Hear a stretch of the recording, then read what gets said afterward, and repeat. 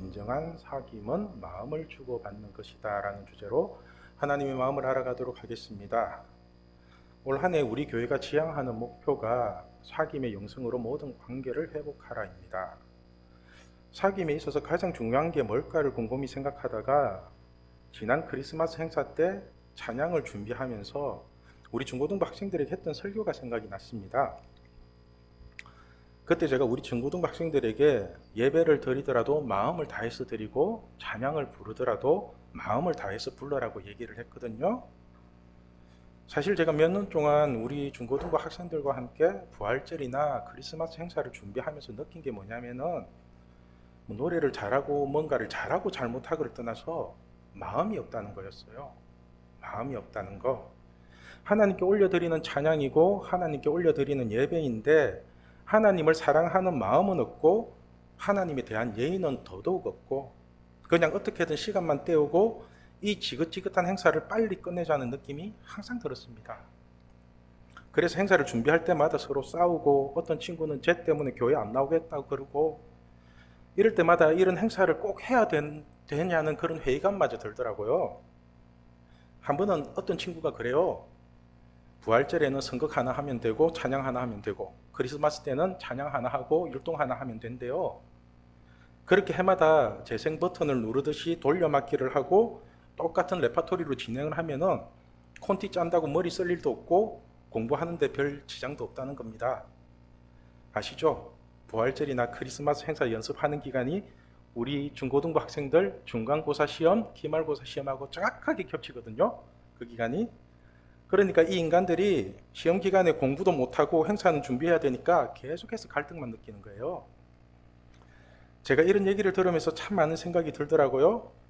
얼마나 힘들면 저럴까라는 생각이 들기도 하고 또 이렇게 마음도 없이 억지로 드리는 행사가 하나님에게나 우리에게 무슨 의미가 있을까라는 생각이 들었습니다. 사실 부활절이나 성탄절은 우리 믿는 사람에게 매우 중요하고 의미가 있는 절기잖아요. 그런데 이런 중요한 절기조차도 시간만 때우는 찬양을 하고 마음에도 없는 예배를 드린다면은 준비하는 우리도 성질이 나지만은 우리의 예배를 받으시는 하나님이 너무 서글프고 외로울 것 같지 않나요? 그렇죠? 여러분들도 마음에 없는 선물이나 그 치레로 하는 말들을 많이 듣는다고 해서 기분이 좋아지거나 감동을 받는 건 아니잖아요. 그죠? 그런데 여러분, 요즘 우리 중고등부 찬양이 너무너무 많이 바뀌었거든요. 여러분들도 보셔서 아시다시피 우리 중고등부가 드리는 찬양 속에 하나님을 사랑하는 마음이 들어있고요. 우리가 부르는 찬양의 가사가 어느 순간 우리의 기도로 바뀌고 있거든요. 저는 이렇게 변화되는 우리 중고등부를 보면서 가라지가 알곡으로 변화되는 느낌을 받고 있습니다. 가라지 같은 우리의 겉모습 속에 이제는 성령의 열매가 하나씩 하나씩 채워지는 그런 느낌이 들거든요. 이전까지는 찬양이 뭔지도 모르고 불렀다면은 이제는 그 찬양을 통해서 하나님의 마음이 전해지고 있다는 것을 우리 아이들 한 사람 한 사람이 느끼고 있는 것 같아요. 오늘 본문을 보면은 알곡과 가라지에 대한 비유가 나옵니다. 알곡이 뭐고 가라지가 뭔지는 대충 아시죠? 그죠? 사진에서 보시는 것처럼 껍데기 안에 속이 꽉 찬 곡물을 알곡이라고 하거든요. 그래서 밤도 속이 꽉 찬 밤을 알밤이라고 하고요. 우리가 뭔가를 먹더라도 껍데기는 버리고 알맹이만 먹잖아요. 그죠?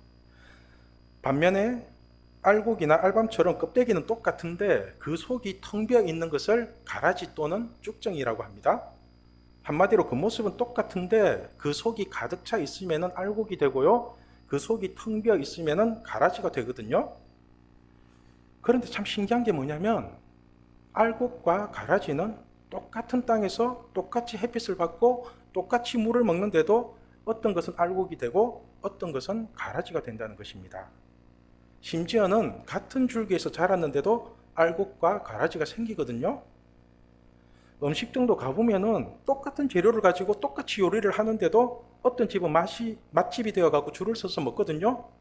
그런데 어떤 집은 파리만 날리다가 쫄딱 망하고 그래요. 떡볶이도 겉보기는 똑같은데 먹어보면 전혀 다른 맛이 나요. 신기하죠? 그런데 문제는 이 알곡과 가라지가 겉보기에 얼마나 비슷한지 사람의 눈으로는 쉽게 구별이 안 된다는 것입니다. 그래서 종들이 오늘 본문 27절과 28절에 이렇게 묻습니다. 집주인의 종들이 와서 말하되 주여 밭에 좋은 씨를 뿌리지 아니하였나이까? 그런데 가라지가 어디서 생겼나이까? 주인이 이르되 원수가 이렇게 하였구나. 종들이 말하되 그러면 우리가 가서 이것을 뽑기를 원하시나이까? 종들이 주인에게 묻는 거죠. 주인님, 원수가 이렇게 가라지를 뿌리고 갔다면은 우리가 이 가라지를 싹 뽑아버리면 되잖아요. 이렇게 물으니까 주인이 한다는 말이 뽑지 말고 그대로 두라는 거예요. 뽑지 말고. 그 이유가 뭐냐면은 가라지를 뽑다가 알곡도 뽑을까봐 그냥 가만히 두라는 거예요. 우리 29절 말씀 같이 읽겠습니다. 주인이 이르되 가만두라. 가라지를 뽑다가 곡식까지 뽑을까 염려하노라. 그러니까 이 말씀대로라면은 우리 눈에는 알곡처럼 보여도 가라지가 있을 수 있고요. 또 지금은 비록 가라지처럼 보여도 나중에 알곡이 될 수 있다는 거죠. 그죠? 그래서 아무것도 뽑지 말고 그냥 가만히 두라고 말씀하시면서 이 모든 것을 세상 끝날에 심판하시겠다고 말씀을 하시는 것입니다. 우리 30절 말씀도 같이 읽겠습니다. 둘 다 추수 때까지 함께 자라게 두라. 추수 때에 내가 추수꾼들에게 말하기를 가라지는 먼저 거두어 불사르게 단으로 묶고 곡식은 모아 내 곡간에 넣으리라 하리라. 자, 보세요. 둘 다 추수할 때까지 함께 자라게 가만히 두랍니다. 그런데 가만히 두는 이유가 두 가지거든요. 먼저는 가라지에게 알곡이 될 수 있는 기회를 주는 거고요. 그리고 모든 심판은 죽음 이후에 천국과 지옥으로 심판을 하시겠다는 겁니다. 그래서 추수 때에 가라지는 먼저 거두어서 불타는 지옥에 데리고 가고요. 알곡은 모아서 천국에 들여보내겠다는 거거든요. 이 대목에서 우리가 한 가지 진지하게 고민을 해봐야 될 문제가 뭐냐면은 지금 우리의 모습이 어디에 속해 있냐는 것입니다. 지금 우리의 모습이 한마디로 지금 우리의 모습이 가라지가 아닌 알곡으로 잘 연결을 하고 있다는 거예요. 알곡으로 우리가 이렇게 똑같은 교회에 모여서 똑같이 찬양을 부르고 똑같이 말씀을 듣고 똑같이 예배를 드리는데 그런데 어떤 사람은 알곡으로 잘 연결을 가는 반면에 또 어떤 사람은 바리새인처럼 겉모습만 화려한 가라지가 되는 경우도 있거든요.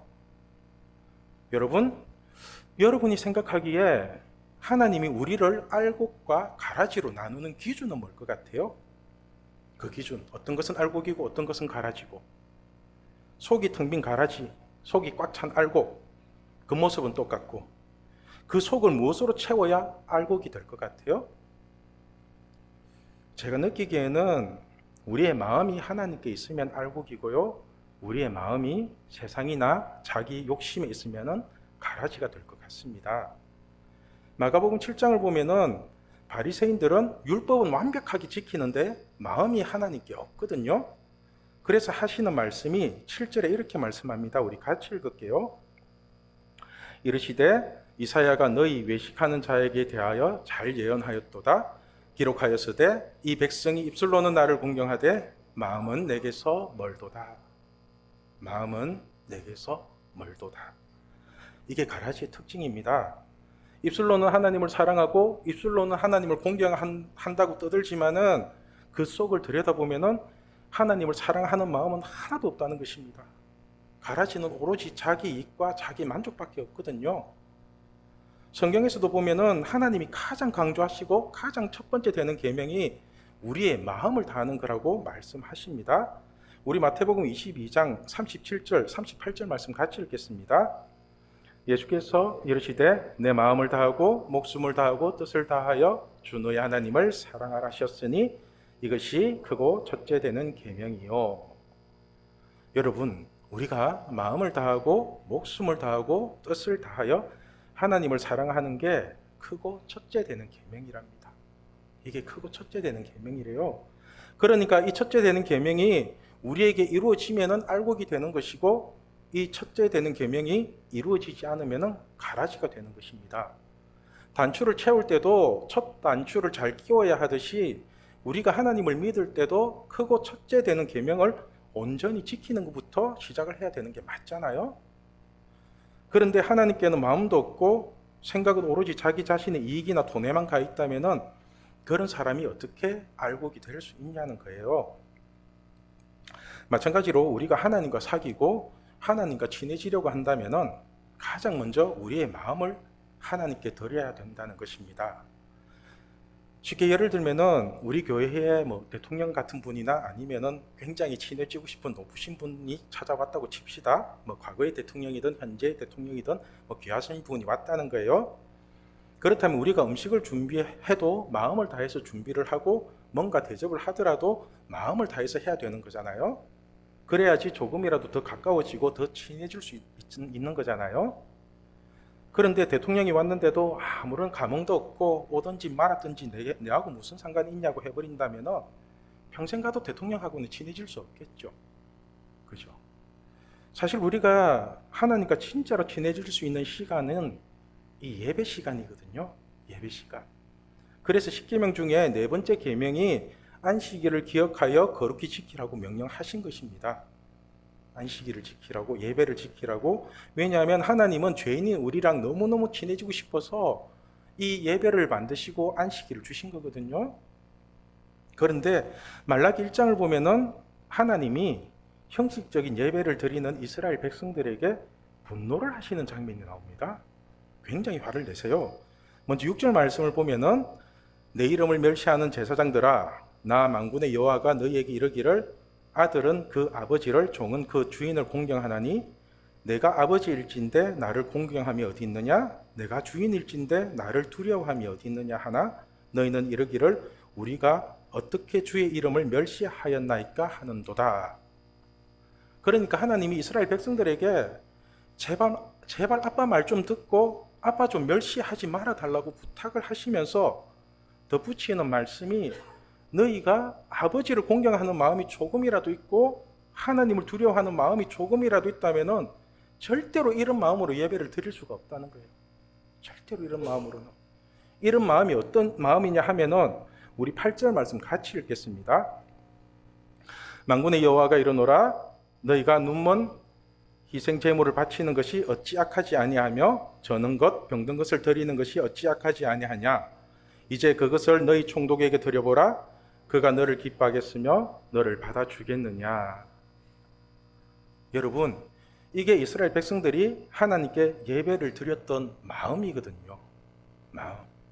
희생 제물을 바치기는 바치는데 눈먼 것, 저는 것, 병든 것들을 갖다 바치면서 하나님께 예배를 드렸답니다. 한마디로 상품 가치가 없어서 재고떨이로 팔거나 갖다 버려야 되는 것들을 하나님께 예물로 바치면서 예배를 드렸대요. 여러분 여기서 이스라엘 백성들의 마음이 느껴지시나요? 그 마음이, 그 모습은 하나님께 예배를 드리고 있는지는 몰라도 그 마음 속에 하나님을 사랑하는 마음이 조금이라도 들어있는 것 같이 느껴지세요? 오죽하면 하나님이 너희들 그렇게 하는 것이 나를 멸시하는 거라고까지 하시면서 그렇게 좋은 것들 너희 총독이나 대통령한테 갖다 드리랍니다. 그 마음 가지고 갖다 드려보래요. 여러분, 사실 우리의 말과 행동 속에는 우리의 마음이 들어있거든요. 마음이 들어있어요. 제가 우리 중고등부 전도사인 건 다 아시죠? 그죠? 제가 그 모습은 이래봬도 우리 중고등부 학생들과 제법 친하게 잘 지내고 잘 놀고 있습니다. 잘 놀아요. 그 이유가 뭐냐면요, 그래도 제가 자기들을 사랑하는 것을 느끼는가 봐요. 자기들을. 저는 우리 중고등부 학생들이 진짜로 예쁘고 사랑스럽거든요. 진짜 그래요. 그래서 토요일이나 주일은 거의 하루 종일 같이 놀아요. 지금도 올라와가지고 저렇게 있어요. 얼마나 이쁜지. 그죠? 주중에도 가끔씩 만나서 밥도 먹고 놀기도 하고 그래요. 그러니까 중고등부 전도사가 중고등부 학생들이랑 놀아야지 뭐 누구랑 놀겠어요? 그죠? 그런데 이렇게 학생들과 노는 모습을 보면서 가끔씩 들리는 얘기가 뭐냐면은 애들한테 돈 너무 많이 쓰지 말고 돈 아껴 쓰라는 거거든요. 돈 아껴 쓰라 이런 말이 한 번씩 들려요. 물론 저를 생각해서 하시는 말씀인 건 알지만은 한 번씩 이런 말을 들을 때 제 마음 한 구석이 불편할 때가 있거든요. 저는 우리 아이들을 만나서 같이 밥 먹고 노는 게 단순하게 돈이나 쓰고 다니는 건 아니거든요. 그렇다고 돈을 안 쓰는 것도 아니고 제법 많이 써요. 사실 뭐 매주 토요일마다 한 대여섯 명 되는 아이들 같이 밥 먹고 놀고 보면은 제법 돈이 많이 들어요. 어제도 6명이서 모여가지고 1시간 한 반 정도 기도하고 그 다음에 저녁 먹고 와가지고 여기 찬양 연습하고 그리고 한 10시쯤 집에 가고 그러거든요. 그 하루 종일 같이 있어요. 3시부터 만나가지고. 그래서 시간도 토요일이나 일요일은 다른 약속도 잡지 않고 다 비워두고 있어요. 저는 그냥 우리 아이들이랑 놀려고. 그래서 제가 학생들이랑 같이 밥 먹으면서 한번 물어봤어요. 내가 지금 니들한테 돈 쓰고 있는 거니? 이렇게 물으니까 그러니까 어떤 녀석이 그러더라고요. 아니요, 마음 쓰고 있는데요. 그러고요. 아니요, 마음 쓰고 있어요. 전도사님은 지금 돈을 쓰고 있는 게 아니라 마음을 쓰고 있대요. 자기들을 사랑하고 살리고 싶어서 마음을 쓰고 있대요. 제가 이 말에 참 많은 감동을 받았거든요. 여러분, 애들도 압니다. 똑같이 밥을 먹고 똑같이 놀면서 똑같이 돈을 쓰더라도 그게 돈을 쓰는 건지 마음을 쓰는 건지 애들도 다 알고 느낀다는 거예요. 여러분은 지금 하나님께 마음을 쓰고 계신가요? 하나님께 마음 쓰고 계신가요? 마음이 하나님께 있으신가요? 하나님은요, 우리가 어떤 마음으로 교회를 오고 우리가 어떤 마음으로 기도를 하고 우리가 어떤 마음으로 예배를 드리는지 다 알고 계시거든요. 그래서 하나님이 이제는 제발 형식적인 예배 좀 그만 드리고 너희들 마음을 담고 진심을 다해서 아빠 아버지께 예배 드려달라고 부탁을 하시잖아요. 우리 요한복음 4장 23절 말씀 같이 읽겠습니다. 아버지께 참되게 예배하는 자들은 영과 진리로 예배할 때가 오나니 곧 이때라. 아버지께서는 자기에게 이렇게 예배하는 자들을 찾으시느니라. 아멘. 여러분, 하나님은 지금도 영과 진리로 예배하는 자들을 찾는답니다. 저는 이 말씀 때문에 우리 아이들에게 공부해라는 말보다는 진정한 예배자가 되라고 얘기하고 있거든요. 진짜 하나님 잘 믿어라. 예배자로 살아라. 하나님은요, 우리 아이들이 좋은 대학에 가겠다고 시험 기간만 되면은 예배는 드리는 둥 마는 둥 하면서 학원으로 달려가고 그렇게 공부해서 좋은 대학, 스카이 대학 나온 사람을 찾는 게 아니라 그냥 하나님만 바라보며 하나님께 영과 진리로 예배하는 자를 지금도 찾고 계신답니다. 지금도 찾고 계신다고요. 지금 시대는 이렇게 시간만 때우듯이 예배를 드리는 게 하나님께 눈먼 것, 저는 것, 병든 것을 드리는 거거든요. 마귀는요, 하나님이 주신 시간조차도 하나님께 드리지 않고 자기 마음대로 쓰라고 유혹을 하고 있다고요. 시간의 주인도 하나님입니다. 안식일의 주인도 하나님이시고요. 우리가 하나님만 바라보며 예배를 드리는 거라고요. 여러분, 시간도 온전히 하나님께 드리는 게 영과 진리로 예배를 드리는 것입니다. 여기라는 게 마음을 다해서 하나님께 예배를 드리는 것이고요. 진리라는 게 진리의 말씀을 붙잡고 예배를 드리는 거잖아요. 한마디로 마음을 다해서 하나님을 사랑하고 하나님을 사랑하는 마음으로 성경 말씀을 붙잡고 사는 게 영과 진리로 드리는 예배라는 것입니다. 그러니까 우리가 마음을 다해서 예배를 드리고 우리가 전심으로 하나님을 찾고 찾으면요, 하나님이랑 반드시 친해지게 되어 있습니다. 반드시. 이런 자녀를 누가 안 이뻐하겠어요? 아빠만 바라보고 부모만 바라보고 살고 있는데. 이렇게 하나님이랑 친해지는 게 진정한 사귐이라는 것입니다. 따라서 진정한 사귐이란 하나님의 마음을 우리가 받아들이고 우리의 마음을 하나님께 감싸주는 게 진정한 사귐이거든요. 오늘 말씀의 제목이 진정한 사귐은 마음을 주고받는 것이다 입니다. 여러분, 마음이 중요합니다. 마음이 가라지 같은 껍데기가 중요한 것이 아니라 마음이 중요한 것입니다. 그래서 마음이 있는 곳에 돈을 쓰게 되어 있고요. 마음이 있는 곳에 생명이 살아나고요. 마음이 있는 곳에 하나님과의 사귐이 있다는 것입니다. 우리 중고등부 학생 중에 어떤 친구가 이렇게 얘기를 해요. 요즘 들어서 찬양만 들으면 자꾸 눈물이 난대요. 찬양 부르고 찬양 따라 부르면 자꾸 눈물이 난대요. 그 가사가 마음에 와닿고. 그래서 제가 그랬죠. 이제는 너도 많이 늙었구나. 늙으면 눈물이 많단다. 이렇게 얘기를 해주려고 하다가 이제는 너도 구원의 감격을 아는구나. 그렇게 얘기를 했어요. 너도 이제는 구원의 감격을 아는구나. 진짜 눈물 나요. 우리 하나님 그 감격이. 여러분, 우리가 진짜로 마음을 다해서 예배를 드리면요, 하나님이 나를 자녀 삼아 주시고 나를 구원해 주셨다는 그 자체만으로도 구원의 감격이 흘러넘치고 하나님을 아빠 아버지라고 부를 수 있을 만큼의 친밀함이 생기게 되는 것입니다. 그러니까 우리가 찬양을 부르더라도 마음을 다해서 부르고요, 말씀을 듣더라도 마음을 다해서 듣고요, 기도를 하더라도 마음을 다해서 부르짖으면요, 하나님이 반드시 우리를 만나 주시고 우리와 아름다운 사귐을 이루어 주실 것입니다.